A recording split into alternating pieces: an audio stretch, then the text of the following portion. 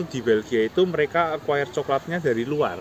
Pasti mempengaruhi apa ya kalau kita ngomong melting point ataupun itunya apa kepadatan coklat itu sendiri. Soalnya kan bener nggak sih coklat terenak itu yang dari Belgia?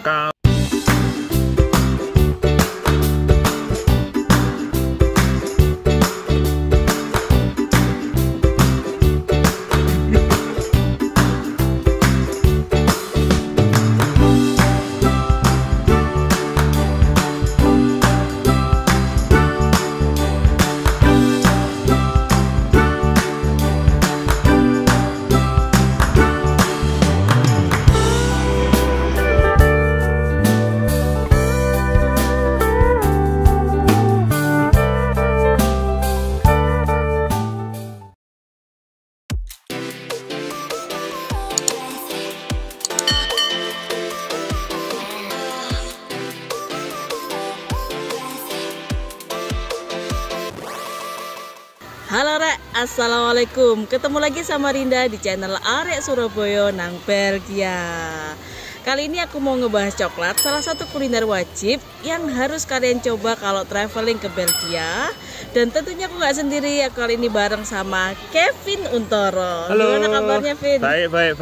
Nah, Kevin ini adalah alumni dari University of Hand dan fokus belajar di bidang processing coklat. Nah, kalau boleh tahu yang kamu pelajarin ini di bagian apa nih coklat, Vin? aku lebih ke pengembangan metode proses coklatnya. Jadi Proses kayak coklatnya. mencari alternatif buat small scale industry. Oh, maksudnya dari big scale industri yang kayak ke Belgia tuh apakah bisa diaplikasikan di small industry? Iya, jadi biasanya kan kalau di big industry kan kita pakai mesinnya besar-besar gitu. Kayak misalnya small industry kan ruangannya cuma kecil-kecil atau cilik-cilik gitu toh. Iya. Jadi kita mencari alternatif alat A, B, C mana yang paling cocok buat proses ini. Apalagi di Jogja, asalnya Kevin juga ini dari Jogja. Kan kita kenal berapa ada itu ya, coklat-coklat yang khas sekarang ya. Banyak di Jogja sekarang beberapa brand Mulai lokal bermunculan. mulai bermunculan sih. Oh, tapi setauku itu kan coklat tanaman tropis ya, Vin? Iya, ya? betul. Tapi yang terkenal itu Belgia. Emang bener nggak sih coklat terenak itu yang dari Belgia? Kalau menurutku mungkin ya Belgia di Eropa itu salah satunya terbaik di Eropa. Selain yang kita tahu di Swiss atau di Jerman kan.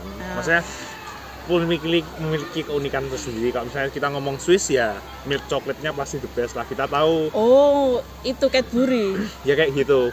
Jadi kayak di Swiss kan mereka juga ya kita ngomong sapinya bahagia ya pasti susunya enak kan kayak gitu. Jadi secara tidak langsung coklat-coklat Swiss itu yang terutama memakai susu pasti rasanya lebih gurih dan lebih milky ya kayak kita ngomong. Kalau khasnya coklat Belgia sendiri itu bukan susu, bukan coklat yang mix sama susu malahan ya? Ada juga, tapi di sini tuh kalau tren-tren terakhir biasanya tuh orang lebih ke yang health awareness. Jadi kayak mereka mulai ngarah ke niche market, jadi lebih ke yang dark, nanti dark ditambahin apa kayak gitu.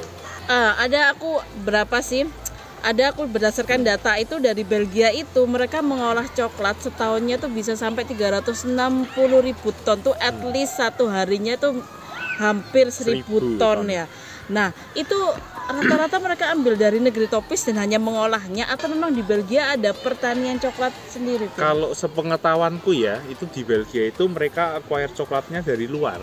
Jadi antara Amerika Selatan ataupun dari Afrika ataupun ada setahu juga dari Indonesia masuk ke sini sih. Berarti potensi besar ya buat kita di Indonesia, padahal kita punya pertaniannya, kita punya potensi bahan mentahnya, dan nggak bener-bener orang-orang Indonesia yang memang khusus belajar coklat di sini bisa mengaplikasikan tuh di Indonesia jadi lebih bagus. Betul. Terus ada lagi, Pin, kayak coklat itu kan ini ya favorit buat orang-orang. Terus di Belgia kalau nggak salah aku baca dia kebanyakan dicampur sama cocoa butter. Yes, betul. Iya. Cocoa butter, kemudian ada pakai rempah-rempah segala macam. Ada yang pakai. Nah, sebenarnya itu lebih sehat mana sih dari segi lebih menguntungkan mana dari segi industri antara yang menggunakan plant oil atau dengan cocoa butter, plant oil non cocoa butter atau cocoa butter atau pakai butter dari dairy. Butternya dairy kan gurih ya, Vin, lebih gurih. Tapi kalau sepengetahuanku emang komposisi dasar coklat itu sendiri itu biasanya 3. Jadi maksudnya cocoa mass, jadi kayak padatan coklat itu sendiri purenya, jadi coklat yang kita tahu dari biji coklat itu kan biasanya di-press, itu hasilnya cocoa butter, lalu sisaannya itu nibsnya nanti diproses jadi cocoa mass. Terus kedua itu cocoa butter, yang ketiga biasanya masih mengandung gula pasti kan. Jadi kayak katakanlah 99% ya seenggaknya 1% gula lah, sisanya coklat murni kayak gitu. Tapi kalau dari segi industrinya, Vin, efektif mana mereka menggunakan non cocoa butter plant, ya maksudnya butter kayak margarin selain dari cocoa, atau pakai yang cocoa pure? Kalau sepengetahuanku coklat itu pasti komposisinya ada cocoa butter sama cocoa massnya, pasti ada, soalnya mereka walaupun mencari substitute atau kayak palm oil ataupun pakai sunflower yang lain, pasti mempengaruhi kita ngomong melting point ataupun kepadatan coklat itu sendiri. Soalnya kan cocoa butter punya struktur kimia yang emang unik dan itu tidak dimiliki sama oil-oil yang lain. Coklat itu emang favorit ya? Iya, betul. Mau dia tua, muda, anak kecil sampai nenek-nenek senengani coklat. Betul. Ada riset juga yang ngomong kalau kita makan coklat itu kita jadi lebih bahagia. Jadi dia mempengaruhi phytochemical dalam tubuh. Jadi kita kalau makan coklat, makanya orang ngomong kalau stres makan coklat ya itu bener. Iya. Mengembang tapi, Vin. Gak cuma bahagia, mengembang tapi. Ya uniknya gini nih. Tadi kan Kevin bilang ada orang-orang sekarang, apalagi orang Belgia, awareness-nya sama health itu bener-bener mulai naik ya. Trennya mulai tinggi, banyak orang pakai produk organik atau produk-produk yang non gluten atau banyak. Nah kalau coklat ini sendiri kita kenal sweet banget, ada butter-butterannya juga, ada campuran susu, belum kacang-kacangannya, itu bener-bener sebongkah lemak. Sebongkah lemak. Tapi kalau untuk yang dimaksud sebagai definisi coklat sehat, buat nih yang nonton, mungkin kalau ada yang lagi diet tapi tetap pengen mendapat kebahagiaan dari coklat, pilih coklat yang kayak gimana, Vin? Kalau yang menurutku orang pandangan sehat itu pasti minimal 70% ke atas itu udah bisa dianggap sehat. 70% purity-nya. Iya, jadi kayak kita tahu misalnya di packaging itu 70% cocoa gitu, biasanya berarti sisa 30%-nya mentok, 30% itu gula. Jadi kayak kita tahu misalnya milk coklat itu berarti ya at least gulanya 50%. Berarti 70% itu dark coklat. Kalau 70% itu berarti sudah termasuk ini ya, grup dark coklat ya kalau kita beli di pasaran. 55% pun bisa dianggap dark coklat. Sekarang nih tren, apalagi kayak kita sering ke Jogja itu kan banyak produk-produk coklat ya, teman-teman. Nggak cuma Jogja, di Blitar ada kampung coklat. Nah itu Kevin sendiri dari segi rasa, kita sudah mengejar nggak ke industri coklat yang di Belgia, ataukah memang ada tes yang beda karena culture, atau kita running ke arah sana? Ini di Belgia ya? Antara Belgia dan Indonesia. Kalau di Belgia emang sekarang mengarahnya mereka udah lebih mengarah ke uniqueness. Jadi mereka mencari katakanlah coklat dari Afrika dan coklat dari Asia itu kan tipenya beda ya. Kalau yang di Asia tuh lebih acidic kita ngomong. Gak cuma gajah Afrika sama gajah Asia yang beda. Ternyata coklatnya juga beda. Coklatnya juga beda. Jadi ya. Kalau yang saya pelajari waktu kemarin tesis itu coklat dari Afrika Barat itu adalah golden standard buat coklat. Buat coklat around the world. Jadi mereka memiliki kebalance taste dari, maksudnya mungkin kita sebagai orang awam kita nggak tahu ya, yang penting coklat enak, manis, dah cukup kayak gitu kan. Tapi kalau orang yang expert itu bisa membedakan coklat yang mana yang baik dan coklat mana yang biasa aja. Kalau di sini udah mulai mengejar ke arah itu, tapi kalau di Indonesia kelihatannya masih agak satu langkah di belakang dari sisi. Iya. Tapi kan bisa, Vin. Jadi kayak dari Indonesia kita sudah mengembangkan benihnya mulai dari Afrika, itu kan mungkin salah satu solusi. Tapi apa beda ke pertanian coklatnya akhirnya? Sepengetahuanku di Indonesia itu kan yang paling besar kan di Sulawesi ya. Sulawesi itu cukup besar kan, ada perkebunan yang besar. Tapi di Indonesia tuh biasanya maintenance kebunnya itu kan masih berantakan. Yang kita tahu contohnya apple to apple, katakanlah antara coklat dan pisang. Pisang kita itu kan sebenarnya pisangnya enak. Iya. Tapi cara penanaman kita tuh kan apa ya, nih orang Jawa ngomong semerawut. Ya. Yang penting penanamannya, manajemennya. Ya. Enggak akhirnya ke regulasinya semerawut. Kayak kalau yang aku pernah lihat di video itu di mana ya, di Amerika Selatan, mereka itu udah pisangnya pohon pisangnya tuh tertata rapi. Habis gitu udah ada machinery-nya. Jadi ketika jadwal pisang mateng itu biasanya kita akan memanen di lot 1, lot 2, lot 3. Jadi mereka udah tahu jadwal kapan mana yang mateng. Jadi matengnya tepat sasaran dan minim ya, mungkin ada hama tapi bisa teratasi dengan baik. Jangan kok di Indonesia kan kita kok pohon pisangnya putih-putih kena apa wes kita udah nggak ngerti itu. Nah, aku pernah ini lihat di kayak Business Insider, Food Insider itu pertanian coklat atau orang-orang yang kayak pertanian yang mahal kayak kamu bilang tadi, memang biosecurity-nya itu keren banget. Nggak kalah sama biosecurity ayam broiler, kan aku studinya di bidang ayam ya. Jadi aku taunya ayam. Jadi sebelum orang-orang kenal prokes tentang COVID di dunia hewan tuh sudah prokes COVID. Ternyata di dunia pertanian kayak coklat, pisang itu juga udah biosecurity kita bilangnya, bukan prokes ya. Sebenarnya kesehatan tanaman juga. Itu memang sudah ketat banget. Nah, ini yang mungkin sudah diadaptasi sama pertanian yang memang jadi jadi importer, jadi pasokan utama dari Eropa.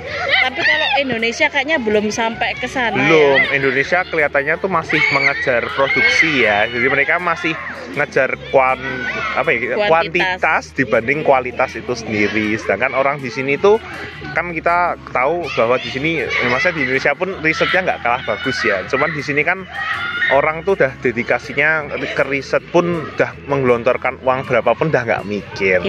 Sedangkan di Indonesia tuh kan kadang, waduh risetnya berapa segini, waduh kok mahal ya. Jadi orang berpikirnya tuh kan masih jangka pendek. Sedangkan orang di sini tuh udah melihat jangka panjang. Jadi katakanlah untuk coklat, mereka pun katakanlah sekarang riset dari mesin itu sendiri, tapi nanti lama-lama dari mesin mulai ke chemicalnya, mulai itu udah mulai disusun dari awal. Jangan di Indonesia kayak waduh ini untungnya enggak ya, kok di sini tuh udah nggak mikir kayak itu. Mereka tetap berpikir ada profitnya atau enggak, tapi emang dedikasi untuk risetnya sangat bagus. Tapi culture-nya memang beda. Kayak di sini orang-orang punya home industry wine, itu mungkin apple to apple-nya tuh setara mbak orang-orang punya industri tua, STP Ketanireng di Indonesia. Itu kerjasamanya nggak cuma turun-temurun resepnya baik. Jadi ini tuh bener-bener ada kerjasama riset sama universitas.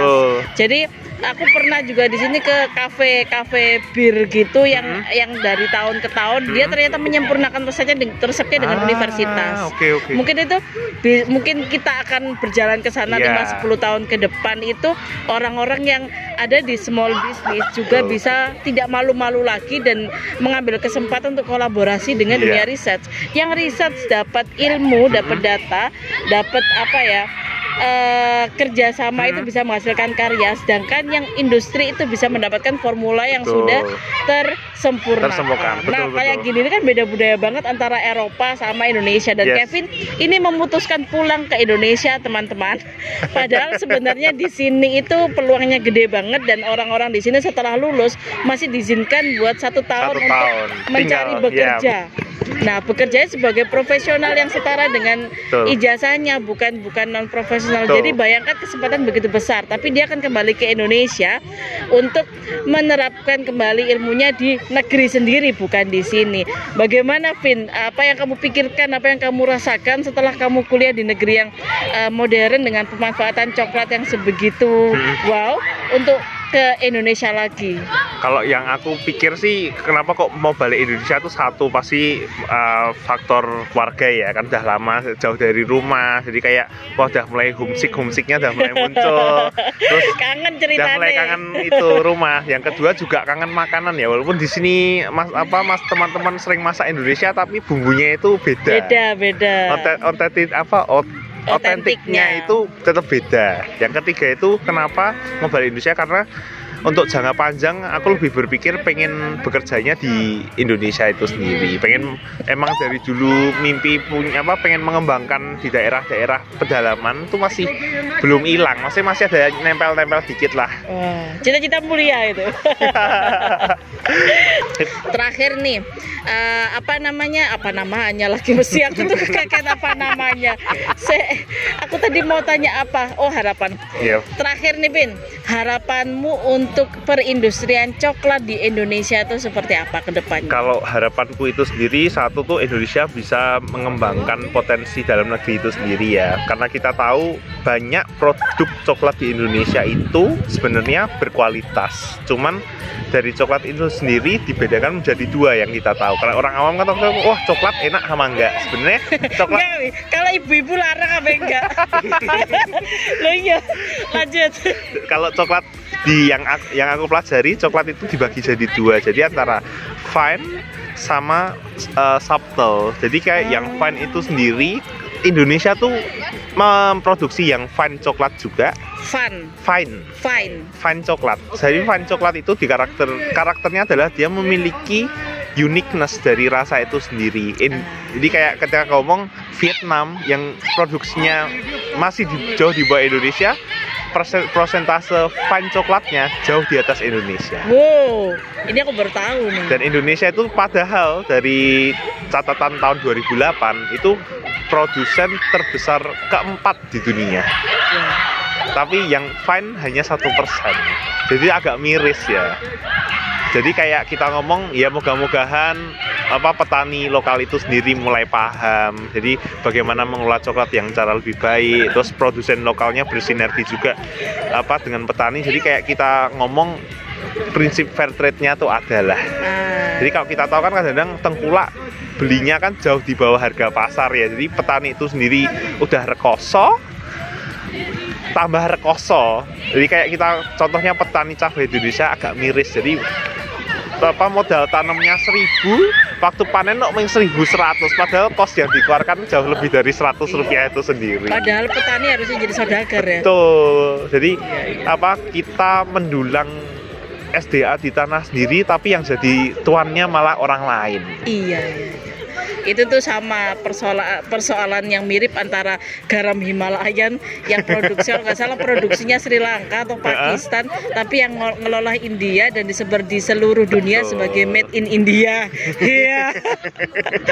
Tadi yang fine coklat itu maksudnya coklat murni. Jadi bukan, sebenarnya fine coklat itu sebenarnya coklat yang sama, cuma mereka memiliki karakter yang unik.